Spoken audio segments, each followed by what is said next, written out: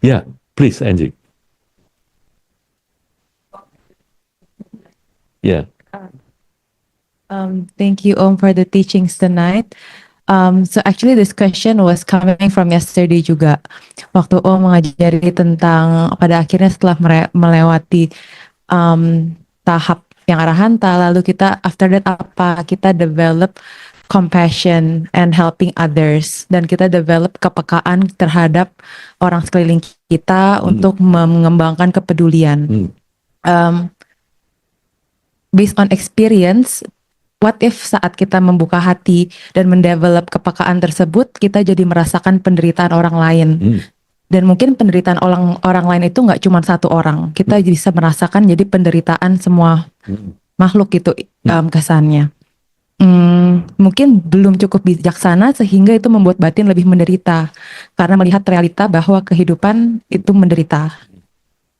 Jadinya kita kan nggak bahagia, jadinya bukan kayak we feel happy karena kita peduli, tapi kita feel helpless. Gimana kita bisa bantu semua orang yang menderita atau semua makhluk yang menderita? Dan kita kan nggak bisa bantu semua orang. Beautiful question.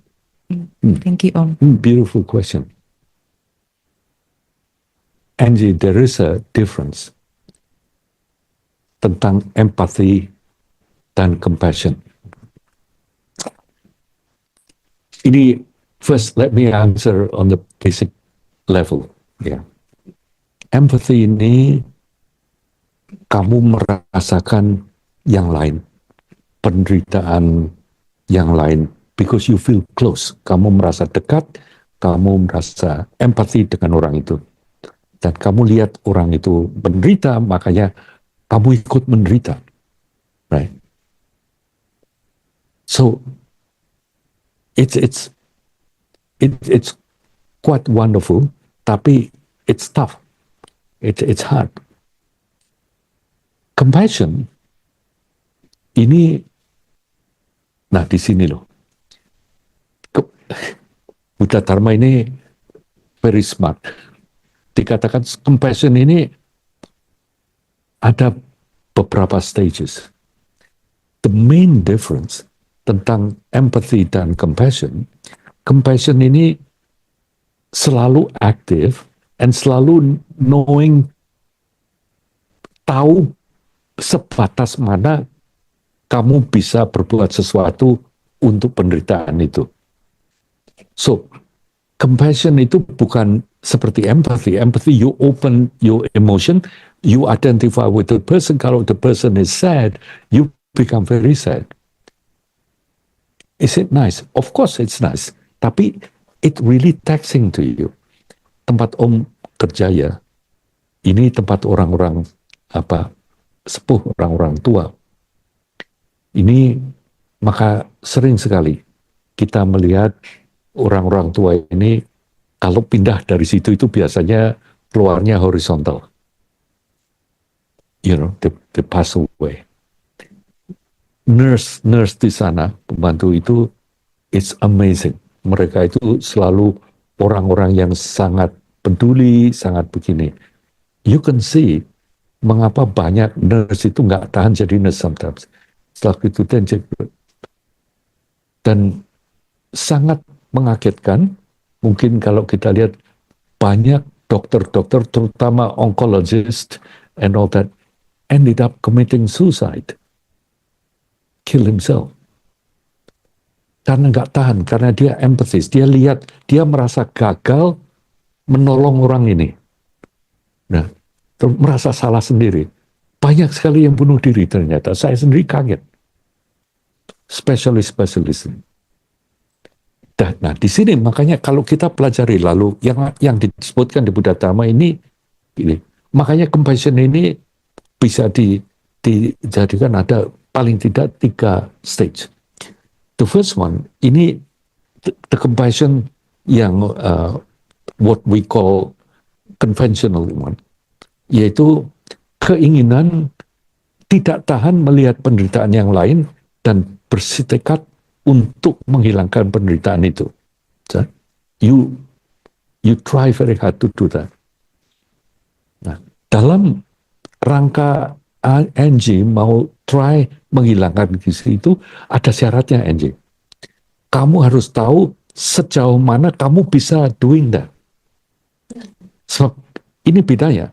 Kalau empathy, you don't have to think about your limit. You just open your emotion. Makanya empathy ini dasarnya emotion. Emotion is hard. Emotion is hard. Dan juga emotion itu tidak sesuatu yang solid. Karena kalau emotionnya ini berubah, you change.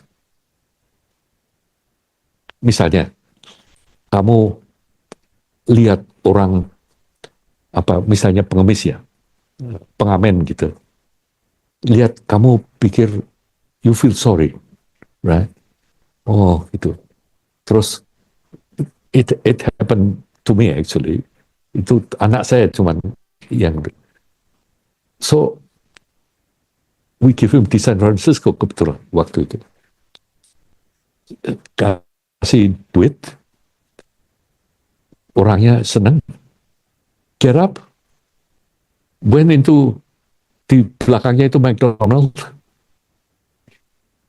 he just bought McDonald, keluar minum gitu. Anak saya, Papa, he goes into there gitu, dan drink, dan waktu itu dia ternyata juga punya beer gitu, minuman beer gitu.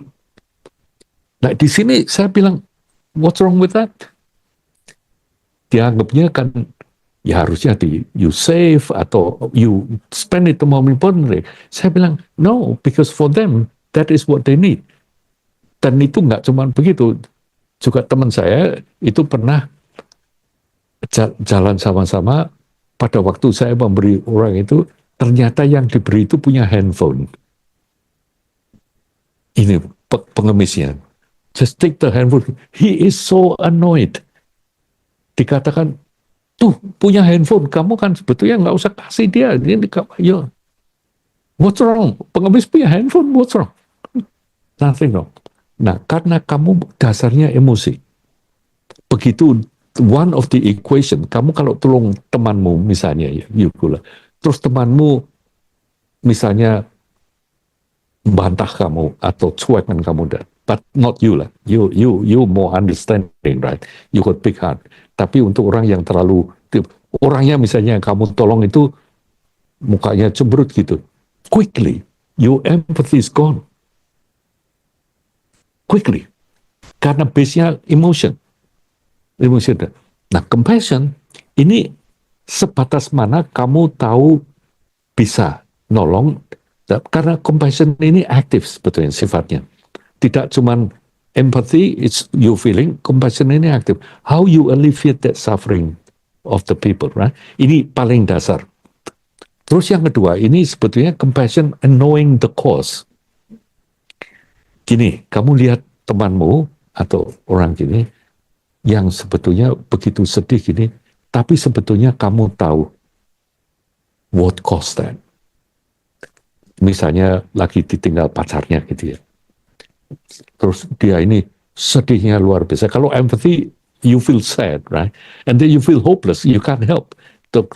Tapi kalau compassion, apalagi yang sudah second stage, you know the cause. Bahwa sebetulnya, well, really, it's not his fault. Partly is the way you think. Kamu udah tahu sebabnya. Dan caramu compassion bukan berarti kamu tidak peduli ke dia loh. You find a way because you know the cause, right? Terus kamu bantu di sini. Ini yang di Prajna Paramita, ini diterangkan bahwa orang itu lalu diajarkan sebetulnya tiada mata, tiada hidung, tiada itu ingin menerangkan sebetulnya the cause sebetulnya tadi kamu lupa bahwa yang ada itu hanya pengalaman, bukan benar-benar seperti ini, right? The ultimate cause, makanya diterangkan seperti ini tadi, yang ada itu apa? Once you know ini, kalau nanti Angie get used to this kind of thing, artinya compassion tapi based on knowledge, pengetahuan tadi, jnana, ini you become much stronger person, much more compassionate person. Sebab Angie pasti akan lebih efektif. daripada cuman empathy. Nah, kemudian ada yang the third one, yang namanya Maha Karuna. Maha Karuna ini compassion, yaitu yang tidak punya alamat. Artinya, you just know it. Kadang-kadang keterangannya, kalau misalnya di tangan kirimu, kamu digigit nyamuk, di sini gatel luar biasa, ya seperti tangan kiri gatel gitu ya. Tangan kanan ini nggak mikir, yang gatel tangan kiri kok saya harus garuk. Ya, biarin aja kok tangan kiri yang gatel. You just know it. You just do it. Why? It's not this, tapi that. Why? Because one body, right? It's the same. Because it's suffering. The more you develop that, dengan kepedulian NG, dengan kepekaan, kamu akan tahu bahwa penderitaan adalah penderitaan full stop. Orangnya, it's not important. It's not me, not you, but because it's suffering. Sebab itu penderitaan, dan kamu peduli, then you do something. Ini yang namanya Maha Karuna. Makanya Avalokitesvara ceritanya kan dulu seperti itu katanya. Waktu beliau lihat, beliau janji tidak akan bisa sampai menjadi Buddha gitu, sampai samsara ini kosong. Tapi begitu melihat dunia masih ada, beliau menangis sampai kepalanya pecah. Lalu Lord Amitabha datang, udah jangan nangis, kamu kumpulkan. Terus sampai tangannya 1000, dan setiap tangannya ada matanya. Artinya she knows exactly what's needed. Semua bawa alat, ada bawa tang, bawa spray, untuk bantu apapun. Ya, gitu. Kalau sekarang ya mungkin handphone, bawa apa banyak, pokoknya to do that. Why?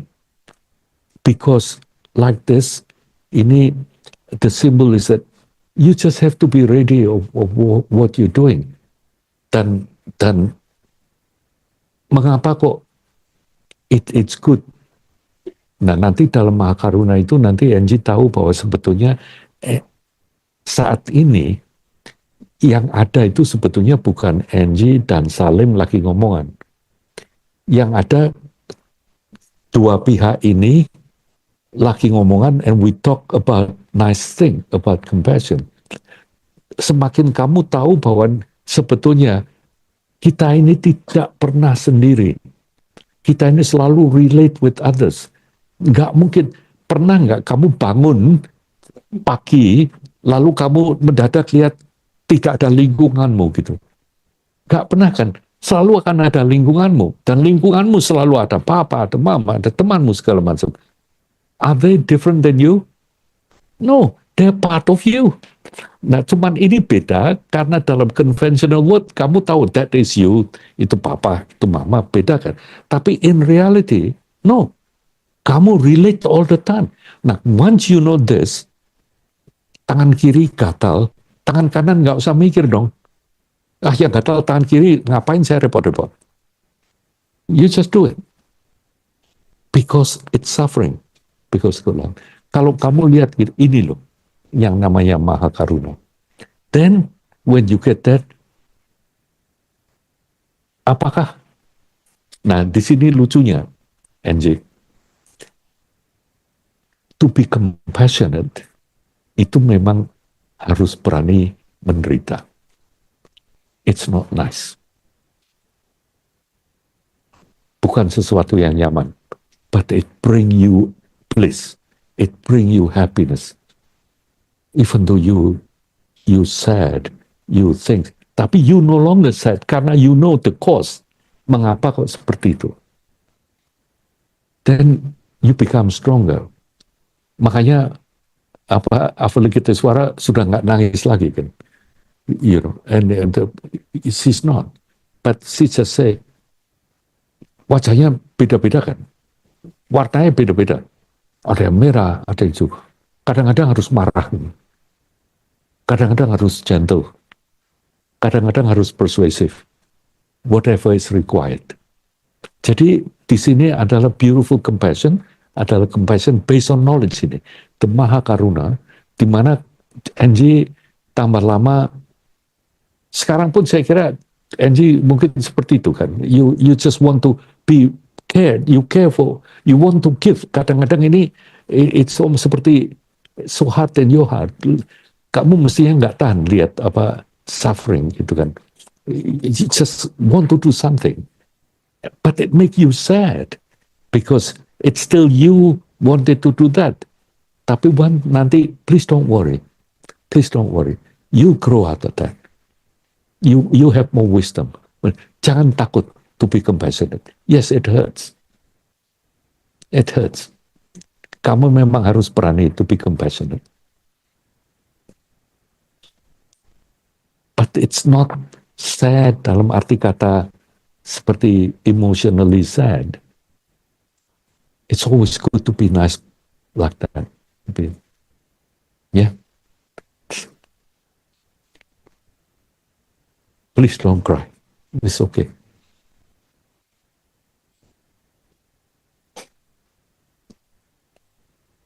Ya. Yeah. Sutra hati disebutkan tidak ada yang dicapai dan Tidak ada yang tidak dicapai. dan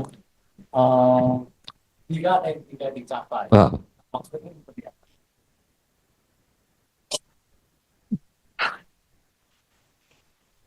What a wonderful question.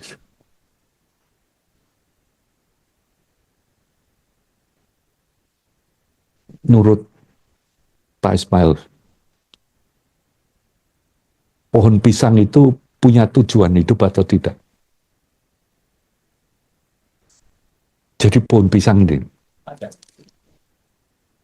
dari segi pohon pisangnya, untuk apa? Untuk orang lain. Ini sebuah Pisangnya mikir gitu? No. I'm just using that as an example. Di sini mungkin kita akan kecewa bahwa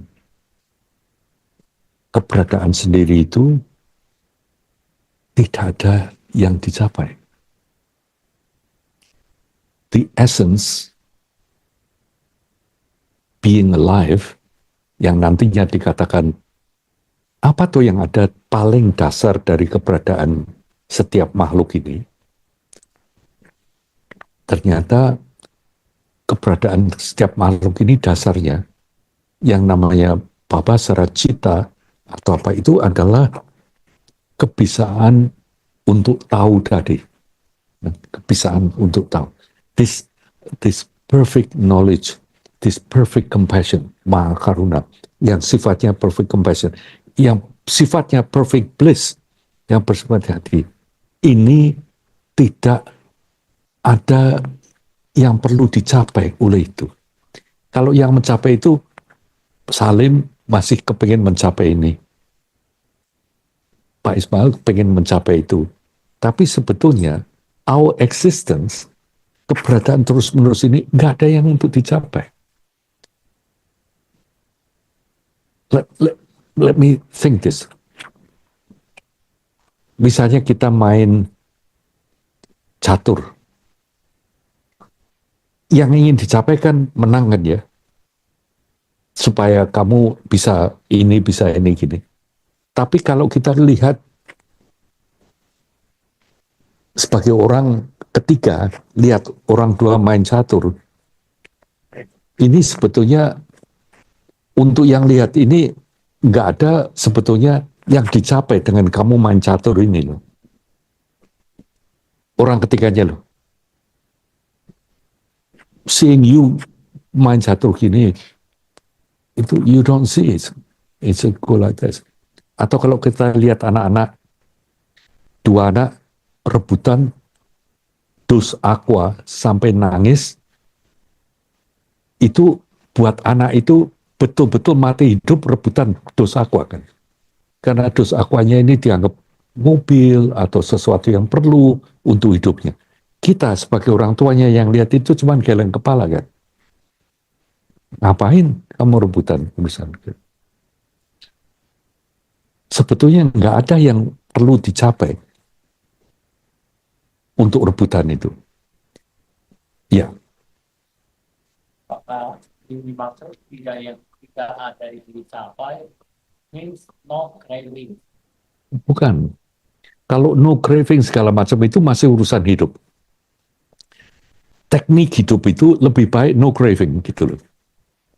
Daripada craving. Itu masih urusan hidup. Di sini ini ultimate. Jadi ya dalam Buddha Dharma ini diterangkan ada dua macam reality. Yang satu yang namanya conventional samverti satya, yang satu ultimate reality yang namanya paramatta satya. Conventional reality itu everything that we experience di sini. Ini is conventional.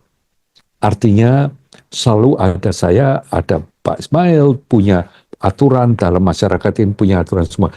Ini masih ada pencapaian. Termasuk misalnya hidup sekarang pun kalau no craving mesti lebih nyaman. Lebih enak. Kan gini. Tapi dalam hal ini talking about the ultimate. Ultimately, kalau kita analisa, kalau kita cari yang namanya Ismail ini dalam your body and your mind itu sebetulnya nggak ada kan. Terus yang ada ini apa gitu? Yang namanya hidup sekarang ini apa sih sebetulnya? Ini kan apa? Bukan mengada-ngada loh. Ini kuncinya nantinya bahwa yang ada itu sebetulnya hanya karena kita bisa ngerti, bisa kita tahu. Selebihnya itu kontennya aja, selebihnya itu hanya kolak. Nah, in view of yang kontennya, gimana ya? Makanya Buddha ini ngomongkan nggak bisa diberi contoh. Ini artinya kalau pada saat itu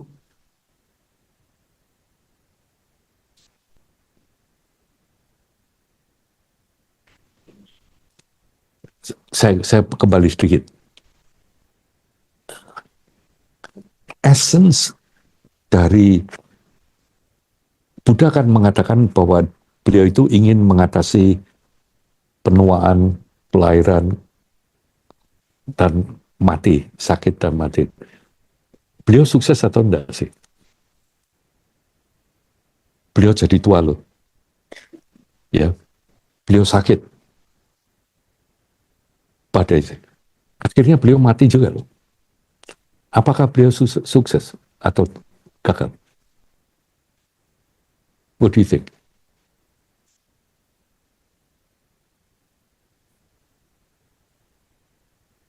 Tapi sebetulnya beliau itu sebetulnya ingin mengajar ke kita, ini ada different level of understanding that.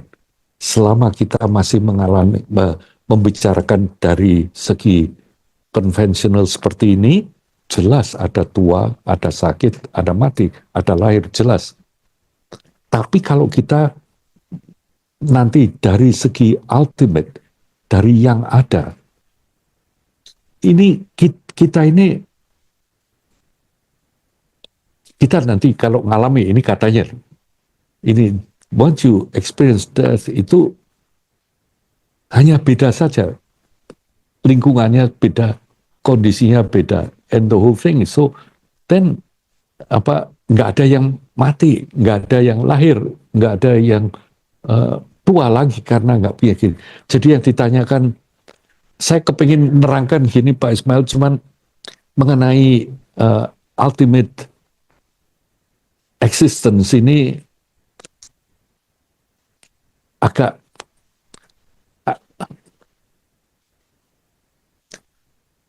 kembali lagi seperti tadi yang kita bicarakan pada waktu makan siang misalnya.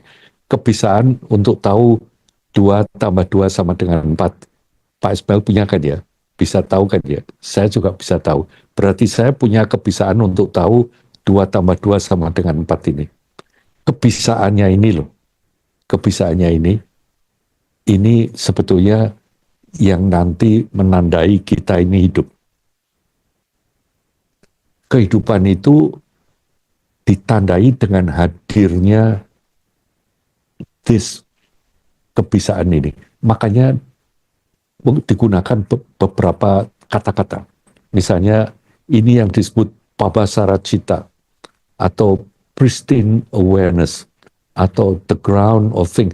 Ini banyak artinya bahwa hidup itu sendiri itu pada dasarnya kecuali bukan hidup sebagai salim loh. Hidup sebagai salim punya pencapaian, punya nggak pencapaian segala macam.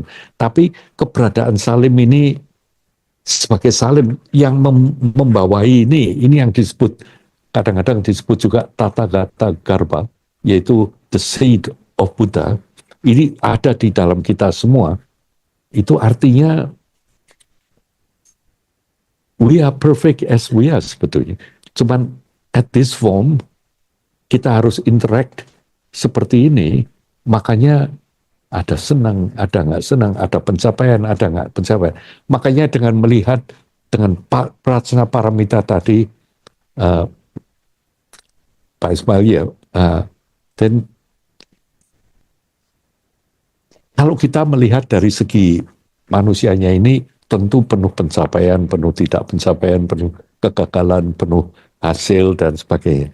Tapi kalau kita lihat dari segi ultimate yang ada tadi kan hanya pengalaman seperti itu ya, itu artinya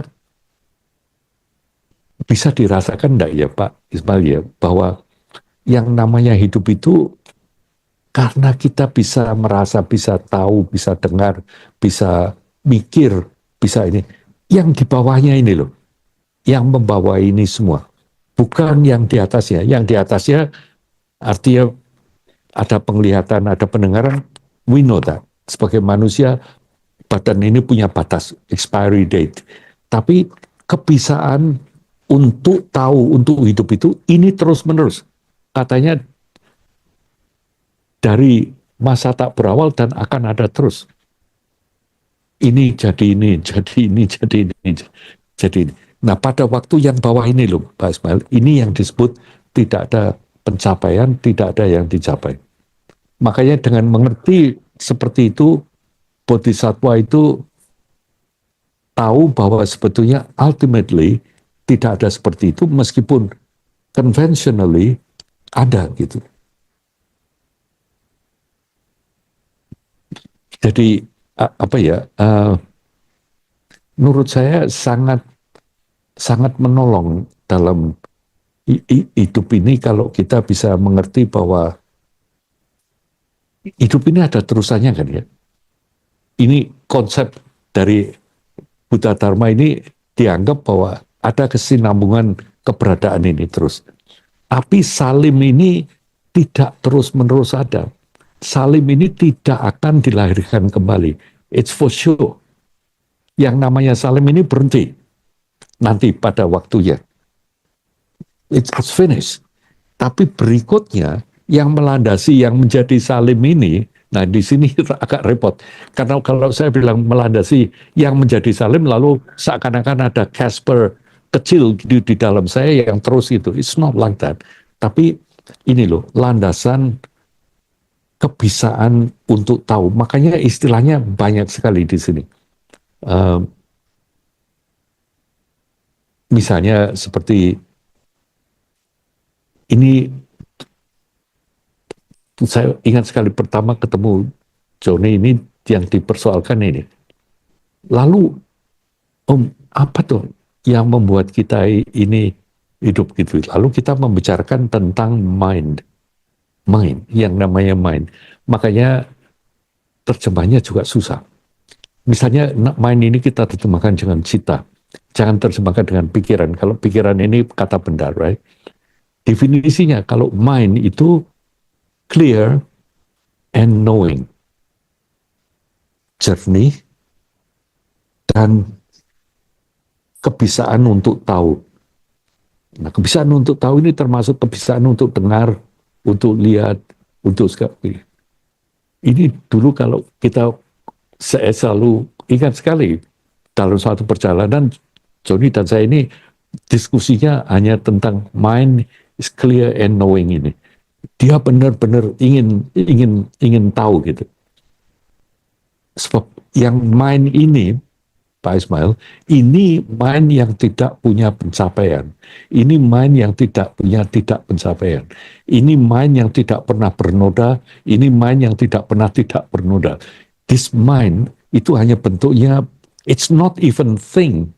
It's not a thing, bukan sesuatu. Itu adalah proses untuk tahu. Ini mendasari semuanya. Kehidupan ini kalau nggak adanya hidup, itu karena ada clear and knowing. Cuma dua karakteristik. Clear dalam arti kata yang seperti kalau ruangan ini gelap, terus ada sesuatu sinar, ada sesuatu penerang. Ini yang membuat ini tahu. Clear. Nah, knowing itu yang tahu. Tapi memang ngomong terus ke ultimate ini memang agak susah kalau urutannya.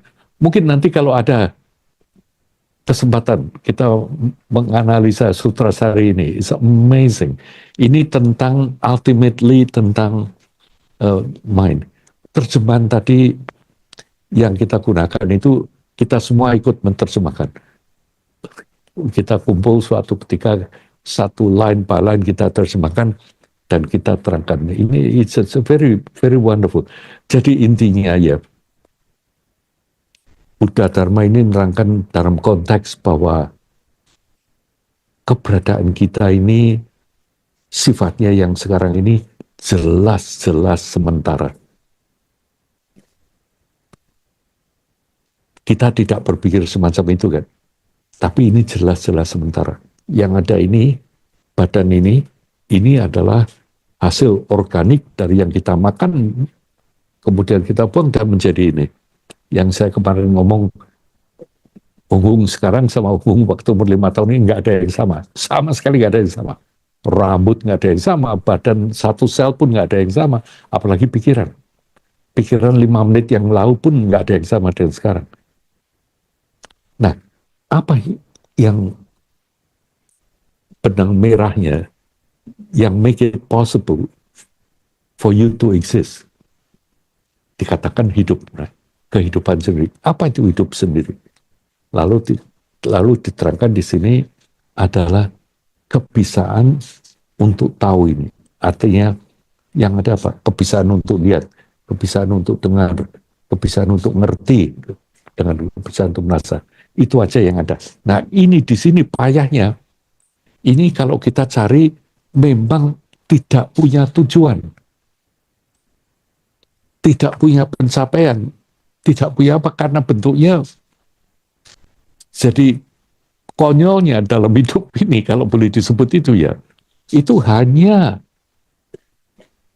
aware, just being you. Hanya menjadi kamu, menjadi saling menjadi. Hanya itu saja. Makanya kita ributnya luar biasa. Tapi sebetulnya yang ada hanya itu. Tapi mungkin I cannot explain it clearer. Tapi intinya bedanya di ultimate yang namanya Paramasatya ini, saya hampir menggunakan Gandawiha contoh lagi, tapi kelamaan sekali itu. Mungkin mundurnya kebanyakan. Tapi intinya gini, nanti Pak Ismail tolong direnungkan.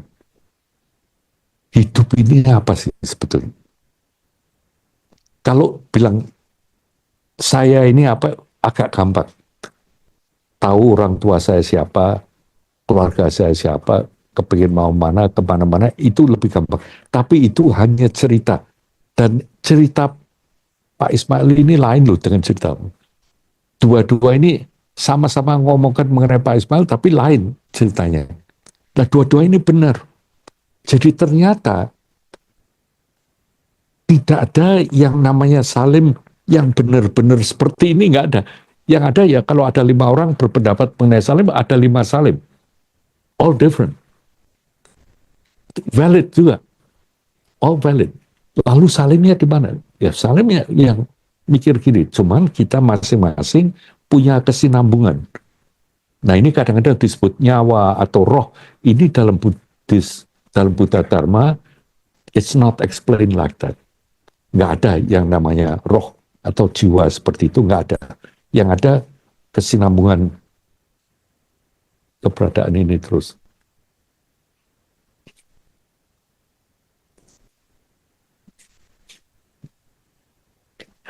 I'm sorry, Pak Ismail, saya nggak berani mundur terlalu banyak, malah lebih bingung lagi nanti kalian. It's so beautiful though, that question. And that's true. Jadi inti-intinya, kalau dipikir loh, kita mikir secara bodoh aja ya, sebenarnya yang namanya pencapaian itu apa sih? Terpenuhinya keinginan. Apa tuh artinya keinginan? Just you want. Terus kalau mencapai menjadi seperti ini gitu ya, itu hanya effort untuk membuat kamu exist gitu. To be thing like that. Artinya jadi intinya menurut Buddha Dharma ya, you have to live sincerely. Artinya kamu usahakan benar-benar, but never take this life too seriously.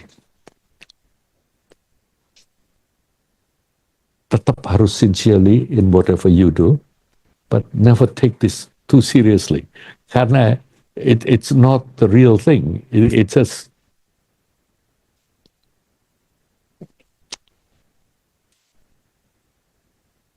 okay.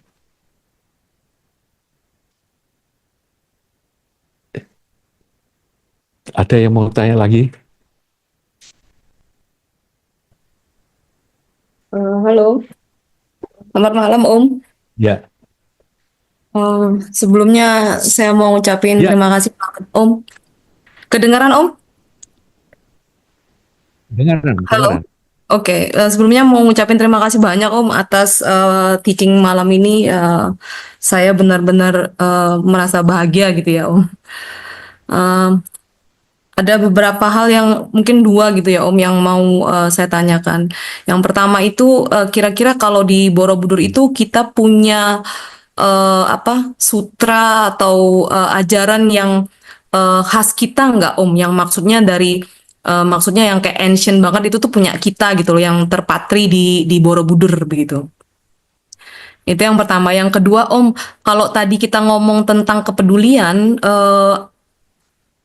dari Punya sudut apa? pandang Sorry. gimana? Halo? Tadi sorry, itu yang punya apa yang terpatri di Borobudur? I didn't get that one. Sutra Om, sutra atau the special teaching yang punyanya kita gitu loh Om. Kalau seumpamanya kita ngomong Gandawiyuha misalnya Lalita, Wistara itu kan memang udah ada, katakanlah kita adapt dari luar begitu ya, dari India misalnya atau whatever dari mana misalnya gitu ya, India gitu. Tapi ada nggak sih yang spesial yang di Borobudur, yang terpatri di Borobudur tuh yang memang itu tuh punya kita gitu loh Om, yang kita nggak punya, yang orang lain atau tempat lain tuh nggak punya gitu, yang khas yang ada di Borobudur gitu ya. Itu yang pertama Om. Yang kedua itu kalau tadi kita ngomong tentang konsep kepedulian, menurut Buddhism atau menurut Buddha Dharma itu, sudut pandang Buddha Dharma, bagaimana konsep self love gitu Om. Karena dengan mencintai diri sendiri itu kan juga termaksud juga dalam bentuk kepedulian gitu. Karena sekarang banyak maksudnya banyak movement gitu ya yang ngomong tentang kayak self love gitu. Nah, itu tuh konsep dari Buddhism itu tuh gimana Om? Karena tadi Om ada nyebutin bahwa kita harus peduli orang, terus harus punya nyana gitu ya Om. Nah, bukankah nyana itu sendiri adalah bentuk dari self love ya Om? Nah, itu gimana ya relasinya gitu ya Om? Kayaknya itu, terima kasih Om.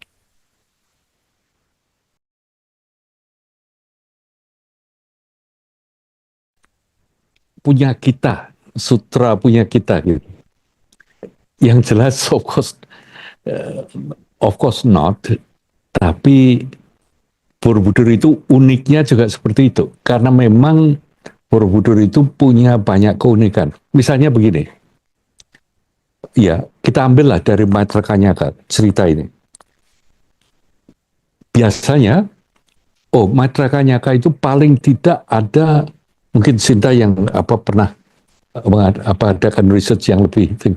Paling tidak ada 6 versi kalau saya ingat. Ada 6 versi.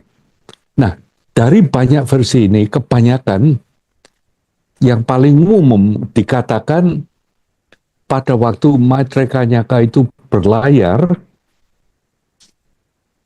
waktu itu kapalnya kena badai.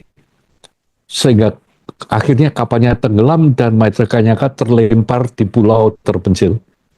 Yang akhirnya dia ketemu dengan 6 apsara dan sebagainya. Ini cerita yang common. Begitu commonnya, ini paling sering dikutip oleh misalnya oleh Rom, oleh banyak, dan kalau kamu misalnya ke Borobudur, para pemandu akan cerita seperti itu. Nah, di sini kalau kamu mau ngomong punya kita, ya punya kita ini agak aneh karena gambarnya kalau kamu lihat ya di Maitra Kanyaka ini, kapalnya masih utuh loh. Dan lucunya di dekat kapal itu ada skoci, kapal kecil orang-orang naik. Satu. Keduanya, waktu Maitra Kanyaka itu ketemu dengan apsaranya, itu pakaiannya lengkap. Pakai mahkota, pakai pakaian yang lengkap, tidak pakaian yang compang-camping seperti orang yang tenggelam kemudian terlempar ke tengah. Nah, ini beda sekali.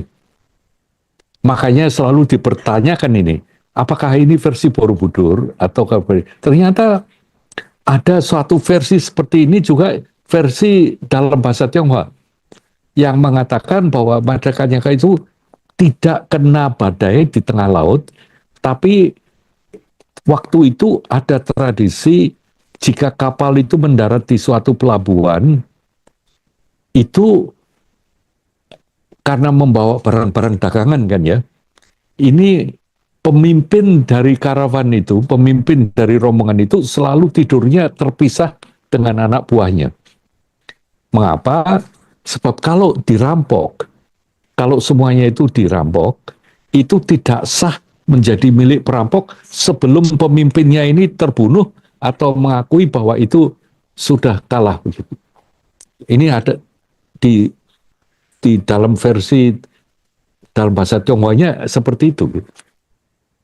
Nah, ternyata malam itu diceritakan Maitra Kanyaka itu tidurnya terpisah, malam itu terus ada badai malah.